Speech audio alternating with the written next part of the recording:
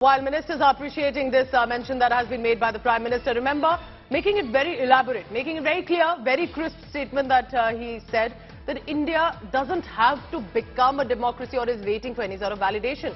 It's always been a democracy ever since its foundation as well. Abhishek Bhalla continues to be with us here in the India Today studios.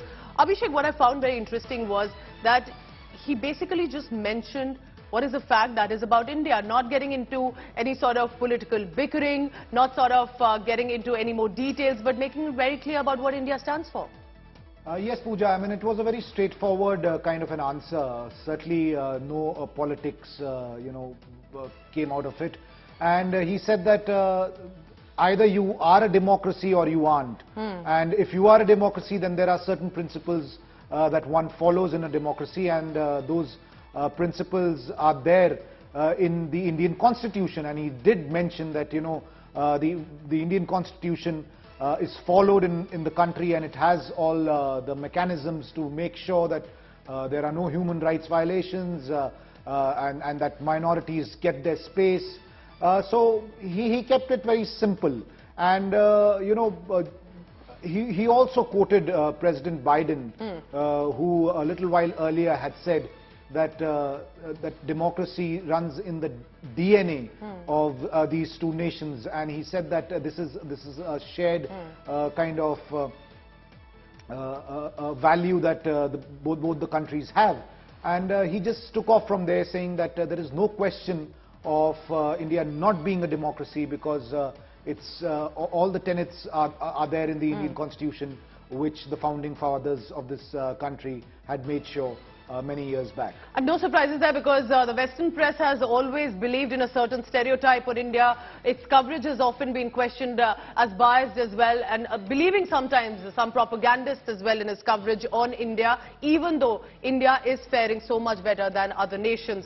Abhishek, I request you to please stay on with me, because Prime Minister Narendra Modi replied to this rant that has often come on the democracy is dying in India. He was responding to a question that was put up to him on alleged discrimination toward minorities in India, and Prime Minister Modi responded saying that democracy is an indispensable part of our democracy, of our country, and that government functions as per the constitution in India. And Prime Minister said that democracy runs deep in India's veins. He highlighted that there is no space for discrimination on the basis of caste, creed, gender. This is all a diversity in this country. He's also added that every citizen has an equal access to benefits of government schemes. It is mentioned as per constitution.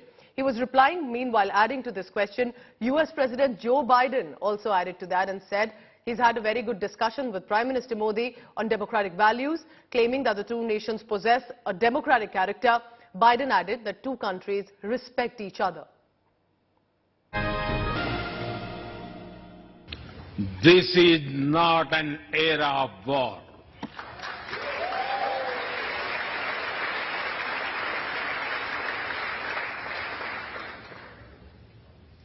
But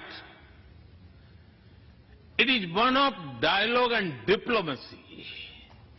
And we all must do what we can to stop the bloodshed and human suffering. The dark clouds of coercion and confrontation are casting their shadow in the Indo-Pacific. The stability of the region has become one of the central concerns of our partnership. We share a vision of a free, open, and inclusive Indo-Pacific.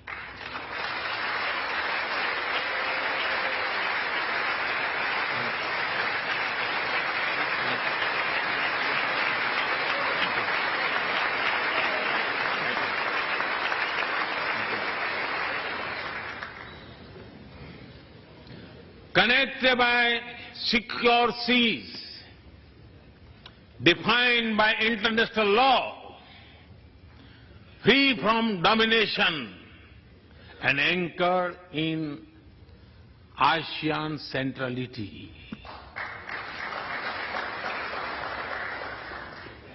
A region where all nations, small and large, are free and fearless in their choices, where progress is not suffocated by an impossible burdens of debt.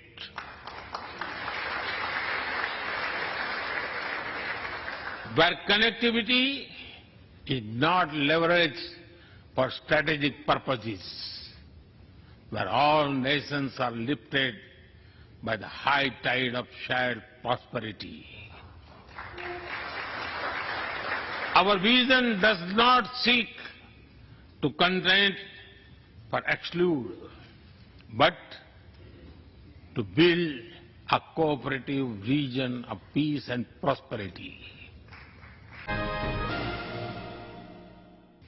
More than 2 decades after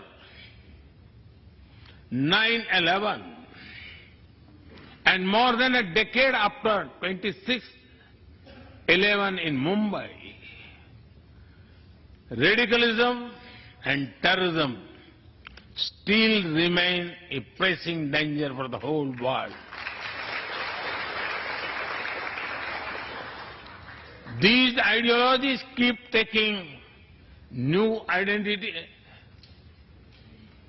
and forms, but their intentions are the same. Terrorism is an enemy of humanity, and there can be no ifs and buts in dealing with it.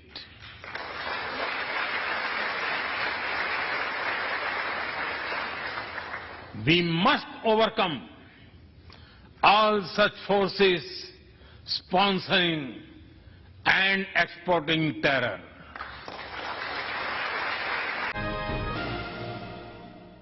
I may be running out of continent soon, so I will stop here.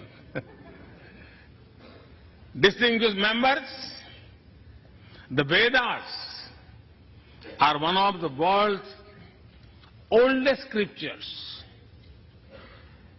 They are a great treasure of humanity, composed thousands of years ago. Back then, women sages composed many verses in these Vedas.